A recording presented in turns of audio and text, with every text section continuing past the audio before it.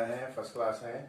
आज हम वही चीज़ डिस्कस करेंगे जो हमने कल डिस्कस करी थी, लेकिन हिंदी में। मुझे बहुत सारे स्टूडेंट्स के कमेंट आए कि सर इसको हिंदी में भी डिस्कस करिए। तो आज हम जो भी हमने कल टॉपिक डिस्कस किए थे उन सबको आज हिंदी में भी डिस्कस करेंगे। फाइन। सो इसलिए डिस्कस करेंगे क्योंकि कई ऐसे स्टूडेंट्स होते हैं जिनकी इंग्लिश उतनी अच्छी नहीं होती ताकि वो जिससे वो कॉम्प्रीहेंड कर सके। कॉम्प्रीहेंड का मतलब होता है समझ सके, अंडरस्टैंड कर सके। तो कॉम्प्रीहेंड कर सके जो कि टीचर ने पढ़ाया है। तो उनके लिए हम क्या कर रहे हैं कि ये वीडियो रीशूट कर रहे हैं, दोबारा से बना रहे हैं हम हिंदी के अंदर। तो अगर हम बात करते हैं इंट्रोडक्शन टू कॉम्पिटिटिव एग्जामिनेशंस, तो उसमें अगर इंग्लिश की हम बात करते हैं तो जो इंग्लिश है वो इंटेग्रल पार्ट है। इंटेग्रल पार्ट का मतलब है कि वो हर एक कॉम्पिटिटिव एग्जामिनेशन में पूछा जाता है, चाहे वो जॉब ओरिएंटेड हो, चाहे वो कोई कोर्स ओरिएंटेड हो। जॉब की बात करें, कोई भी जॉब आप ले लो, उसके अंदर इंग्लिश का क्वेश्चन होता ही होता है। ऐसे कॉम्पिटिटिव एग्जामिनेशन के अंदर जो कोर्सेज के लिए होते हैं उनके अंदर भी इंग्लिश का एक बहुत इंपॉर्टेंट चंक होता है, बहुत इंपॉर्टेंट पार्ट होता है, बहुत इंपॉर्टेंट भाग होता है। तो इसीलिए इंग्लिश की जो कॉम्पिटिटिव एग्जामिनेशन की जो टेक्निक्स है, जो मेथोडोलॉजी है, जो तरीका है उसको क्रैक करने का, वो समझना बहुत इंपॉर्टेंट है। तो इसीलिए हम इंग्लिश की बात करते हैं तो इंग्लिश के 15 वर्टिकल्स हैं जो पूछे जाते हैं हर एक कॉम्पिटिटिव एग्जामिनेशन के अंदर। किसी के अंदर 10, किसी के अंदर 12, लेकिन 15 मैक्सिमम है जो पूछे जा सकते हैं। अब वो 15 के अंदर वर्टिकल्स के बारे में बात करेंगे। 15 वर्टिकल जो है 3 मेन वर्टिकल्स के अंदर आते हैं। तो पहले हम इन 3 मेन वर्टिकल्स की बात करते हैं। पहला जो हमारा मेन वर्टिकल है वो है जनरल इंग्लिश। दूसरा जो हमारा मेन वर्टिकल है वो है ग्रामर पोर्शन, वो है ग्रामर पोर्शन। और तीसरा जो हमारा मेन वर्टिकल है वो है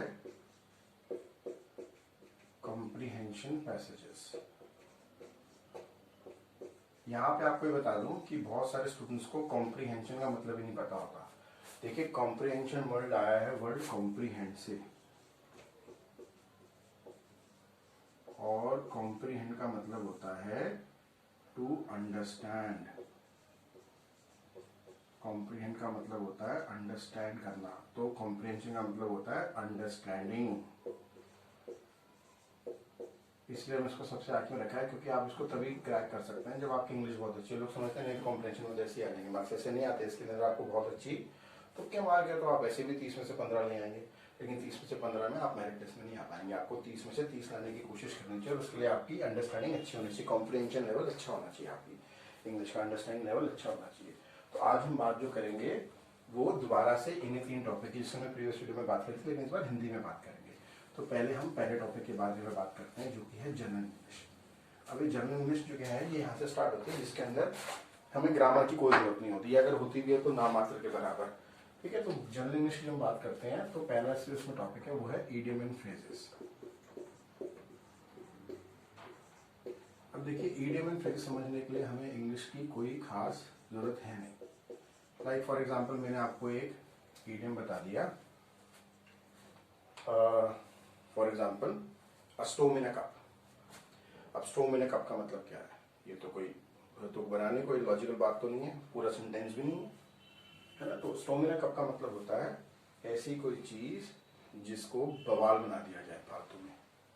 ठीक है, कि उसका कोई लेवल नहीं था या उसका कोई औचित्य नहीं था वो बात, वो झगड़ा करने का, लेकिन हमने स्टोम इन अ कप कर दिया। अब अगर कप के अंदर स्टोम आ भी जाए तो क्या बिगाड़ लेगा किसी का? कोई ऐसी बात तो है नहीं जो कि सिग्निफिकेंट हो, लेकिन उसके बारे में हमने बवाल कर दिया। अब यहाँ पर हमें इंग्लिश की कोई जरूरत नहीं है। ठीक है ना, तो इडियम एंड फ्रेजेस के लिए इंग्लिश की कोई जरूरत नहीं होती, इसलिए हम सबसे पहले इसी को पढ़ेंगे।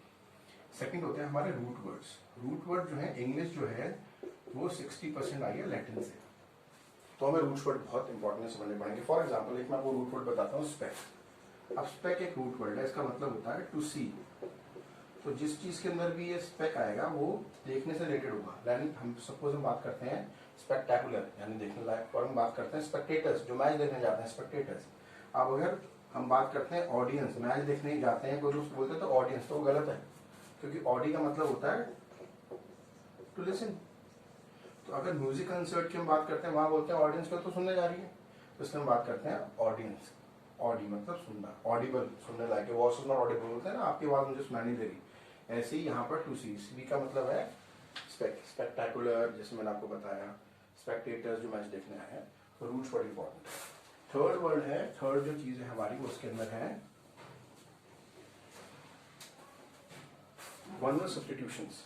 अब वन वर्ड सब्स्टिट्यूशंस रूट्स के बाद इसलिए है क्योंकि वन वर्ड सब्स्टिट्यूशंस हमारे लिए बहुत आसान हो जाएंगे अगर हमें रूट्स आते हैं। मैं अभी आपको एग्जांपल बताता हूँ। देखिए वन वर्ड सब्स्टिट्यूशन क्यों आसान हो जाएंगे। वन वर्ड सब्स्टिट्यूशंस के अंदर सपोज मैंने आपको वर्ड बोला थीस्ट,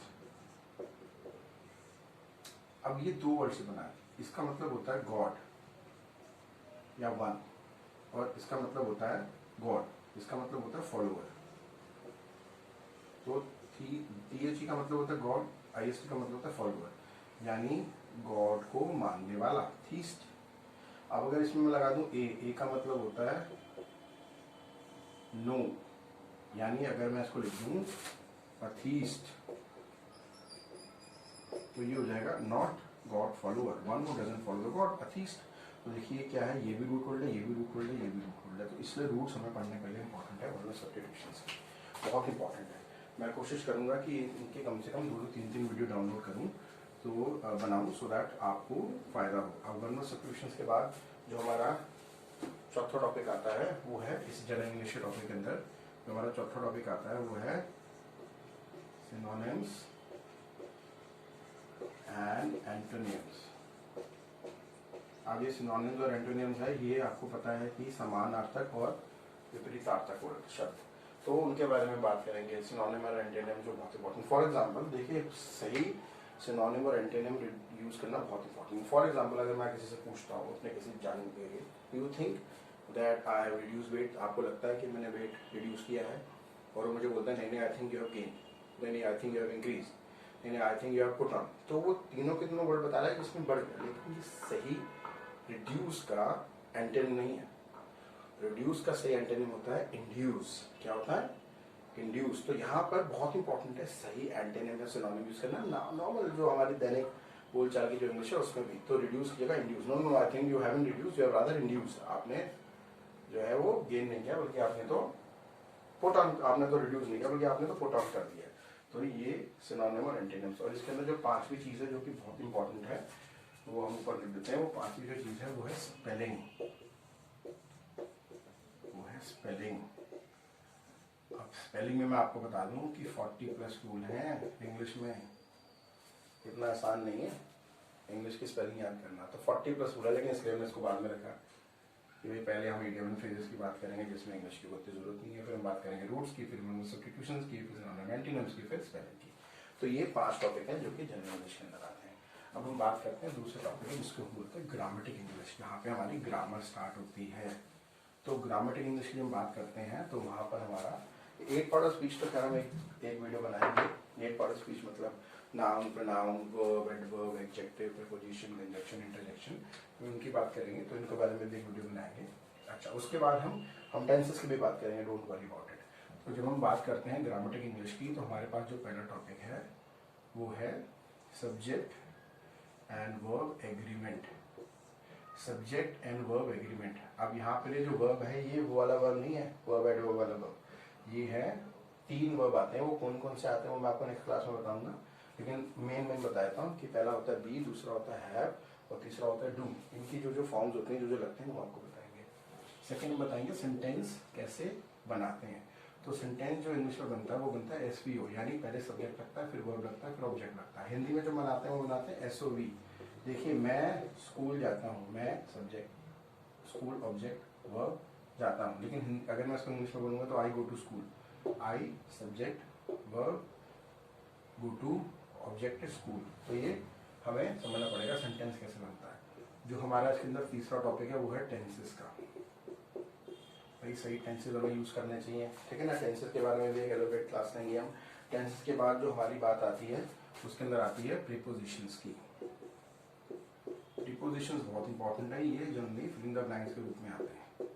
आप लोग इसको प्रेपोजिशन नहीं है, ये प्रीपोजिशन, लिखा भी ऐसे जाता है और बोला भी ऐसे जाता है। इसकी प्रीपोजिशनिंग हमेशा होती है ऑब्जेक्ट से पहले। क्या होती है वो सेंटेंस जब आपको बताऊंगा तो आपको पूरा का पूरा क्लियर करूंगा। नेक्स्ट है filling the blanks. Next is filling the blanks. अब देखिए मैंने प्रीपोजिशन का आपको बताया कि इसकी जो पोजिशनिंग होगी वो हमेशा ऑब्जेक्ट से पहले होगी, लेकिन फिलिंग द ब्लैंक्स तो कहीं भी हो सकता है। सेंटेंस के किसी भी पार्ट में पूछा जा सकता है ना। अब छठा जो है क्लोज टेस्ट। अब क्लोज टेस्ट क्या होता है, ये एक तरह से क्लोज टेस्ट, CLOZEDTEST। मेरी राइटिंग है ना थोड़ी ठीक नहीं है अनुराग, मगर मैं आपको बोलता रहूँगा तो समझ में आ जाएगा। CLOZEDTEST। क्लोज टेस्ट क्या होता है, जनरली वो पैराग्राफ्स होते हैं जिसके अंदर 5, 10, 15 फिलिंग द ब्लैंक्स होते हैं। ये पूरे पैराग्राफ में पूरे आपने भी देखे होंगे, जिस जो तैयारी कर रहे हैं उनको पता होगा कि पूरा पैसेज जाता है, उसके अंदर बहुत सारे आपके फिलिंग द ब्लैंक्स होते हैं कि आप इसको भरो इसको भरो, तो वो सीरीज में होते हैं, इसलिए अगर आपका एक गलत हो गया तो सारे गलत हो जाएंगे। तो that's why cloze test are very important. इसके बाद हमारा जो इसके अंदर नेक्स्ट पॉइंट आता है, हमारा जो इसके अंदर नेक्स्ट पॉइंट आता है वो आता है, अच्छा ये दोबारा लिखूं, लिख देता हूँ भाई। तो ये जो हमारा पहला है ये हमारा है सब्जेक्ट वर्ब एग्रीमेंट। दूसरा जो है ये है हमारा किस तरह से सेंटेंस बनता है। तीसरा जो हमारा वो है टेंसेस। चौथा जो हमारा है वो है प्रीपोजिशन। पांचवा जो हमारा है वो है फिलिंग द ब्लैंक्स। छठा जो हमारा है वो है क्लोज टेस्ट। सातवां इसके अंदर जो आता है वो है एक्टिव पैसिव। बहुत इंपॉर्टेंट है और डायरेक्ट इनडायरेक्ट, और ये सबसे आसान है, मुश्किल नहीं है। Active passive voice and direct indirect voice. और आठवां जो आता है वो आता है पैराजंबल। तो देखिए हमने जो पहले पढ़ा था उसके अंदर इंग्लिश की इतनी खास जरूरत नहीं, लेकिन यहाँ से इंग्लिश की जरूरत स्टार्ट हो रही है और धीरे धीरे हम पैराजंबल को क्रैक कर सकते हैं। कुछ नहीं है पैराजंबल, पैराजंबल बहुत सिंपल होता है, it's a simplest thing to. अगर आपकी इंग्लिश अच्छी है तो आप भाई, अगर आपको क्रिकेट खेलनी आती है तो आप कोई भी बॉल को डक तो कर सकते हैं ना, है ना, उसको आप खेल तो सकते हैं, और जो बुरी बॉल लगे उस पर छक्का मार सकते हैं। तो यहाँ पर हम आपको बेसिकली इंग्लिश का क्रिकेट सिखा रहे हैं कि इंग्लिश किस तरह से सीखनी है बेटर तरीके से। नेक्स्ट है हमारा जो तीसरा वर्टिकल है मेन, वो है कॉम्प्रीहेंशन। अब यहाँ पर कॉम्प्रीहेंशन पैसेजेस जो होते हैं वो बेसिकली तीन तरह के होते हैं। पहला होता है वर्बियल फैक्ट। वर्बियल फैक्ट बोले तो जिसके अंदर शब्दों के अंदर से हमें आंसर लेने होते हैं। दूसरा होता है न्यूमेरिकल फैक्ट, और तीसरा होता है अमेलगमेटेड बोले तो जिसके अंदर दोनों के दोनों फैक्ट जो होते हैं वो मिक्स होते हैं, क्योंकि वर्बियल भी होगा न्यूमेरिकल भी होगा, दोनों के दोनों इसके अंदर जिसके अंदर ये मिक्स होंगे उसको बोलते हैं अमेलगमेटेड होता है तो मिक्सचर। और जो लास्ट वन है हमारा इसके अंदर, ये जनरली मास्टर्स के लिए आता है, जिसको हम बोलते हैं केस स्टडीज आते हैं, केस लेट्स आते हैं और DI आते हैं। DI बोले तो डेटा इंटरप्रिटेशंस। तो ये हमारा बेसिक स्ट्रक्चर है जब हम बात करते हैं इंग्लिश के एक इंट्रोडक्शन की कि क्या क्या आता है कॉम्पिटिटिव एग्जामिनेशन में। अब जो मैं नेक्स्ट वीडियो बनाऊंगा उसके अंदर हम बात करेंगे पहले टॉपिक की जो है ईडियम फ्रेजेस। आपने कोई भी वीडियो मिस नहीं करना, और अगर आपको कोई चीज़ समझ नहीं आती then you need to be very vocal, आपको वोकल होकर बताना पड़ेगा। देखिए मैं आपको वादा करता हूँ कि अपने हर एक वीडियो में कोई आपको ऐसी नई चीज़ दूंगा जो आपको आज तक नहीं मिली, लेकिन वो आप तक तभी पहुँच सकती है जब आप उसको ढंग से अर्जित करेंगे। जब तक आप रिसीविंग के लिए तैयार नहीं होंगे तो मैं कितना भी कोई चीज़ आपके लिए भेजता रहूँ वो आप तक ढंग से पहुँचेगी नहीं। So you must be ready and comment में जरूर डालें। अगर आपको कोई चीज़ समझ नहीं आती 10 बार डालें, 10 बार पूछें और गिव द राइट आंसर। अगर स्पेशल वीडियो भी बनाना पड़े तो उसके लिए बनाऊंगा। तो जो नेक्स्ट वीडियो है वो हमारा है ईडियम फ्रेजेस के बारे में। Thank you so much for watching and then please subscribe the channel and वो जो घंटी होती है ना बेल आइकन उसको बजाइएगा, सो दैट जैसे मैं वीडियो अपलोड करूँ डेली करूँगा तो आपके पास वो जरूर पहुँच जाए। Thank you so much, stay safe, stay at home and watch my channel and subscribe to it too. Thank you so much.